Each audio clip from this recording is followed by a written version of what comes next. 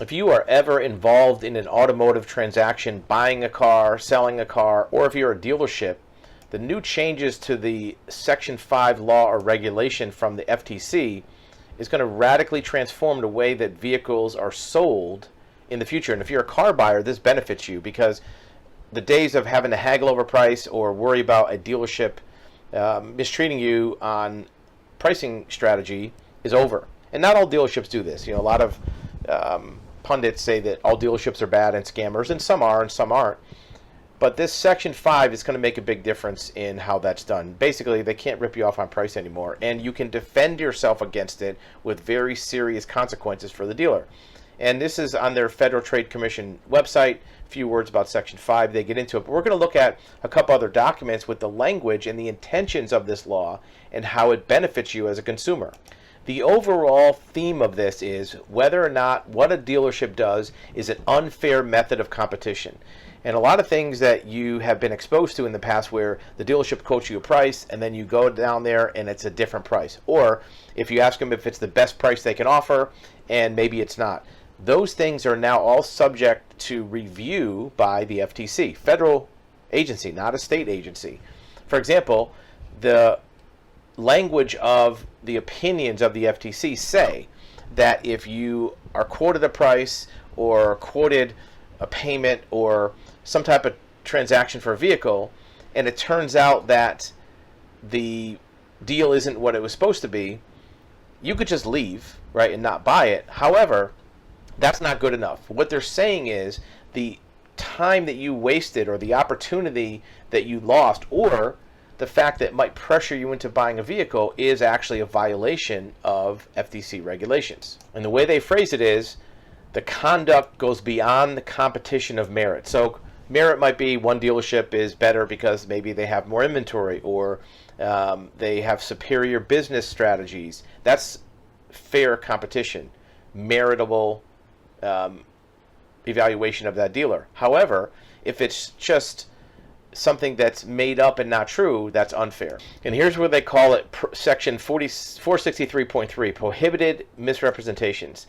The rule would prohibit motor vehicle dealers from making certain misrepresentations, deceptive practices surrounding motor vehicle transactions, basically any misrepresentation.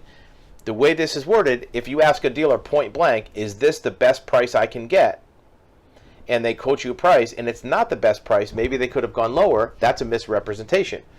You could walk away, but they even address that.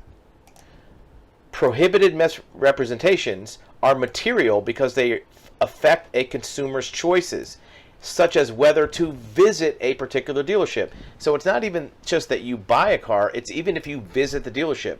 So if a dealership makes some misrepresentation in their advertising or over the phone or an email just to get you in the door, that is a prohibited conduct. Consumers who select and travel to dealerships based on an advertised offer only to learn late in the process that the advertised offer does not apply have often spent hours trying to purchase a car, even if they notice and successfully resist later added fees or price changes, or leave after learning that the discounts do not apply. Misleading advertisements cause them to waste hours driving to and visiting the dealership. In fact, it gets worse than that. Walking away is not a realistic option for some clients. So you have to restart the hours-long process at another dealership, making additional time off from work, can afford a second car, finding other transportation. Thus, even if they somehow learn they are paying more than what was advertised, consumers might just sign the deal rather than starting all over. It's kind of like wearing you down as a consumer. And we've all dealt with this. And if you're a legitimate dealer, you probably don't do this intentionally, but you probably also try to see what the customer is willing to pay before you quote a price. In fact, this is one of the things that is not stated implicitly, but if you're a dealer and you ask a customer, what's your budget or how much can you pay, that itself might be a misrepresentation because you're not quoting a price based on what you're willing to offer, you're quoting a price based on what the customer wants to pay. And it's very clear. The rule prohibits misrepresentations concerning the cost or terms of purchasing, financing, or leasing a vehicle. It would bar deceptive practice surrounding the total cost, the price for added features, terms of finality, availability of discounts. So here you go right here. Deceptive practices, availability of discounts. So if you walk in the door of a dealership and they say you have to pay full list, we don't discount the vehicle. If that's not true, that's a prohibited misrepresentation. If anybody else got a discount or they're willing to discount it, that might be something that is prohibited. How does this affect you as a car buyer? Well, the law says the conduct does not have to cause actual harm. It only has to have a tendency to generate negative consequences.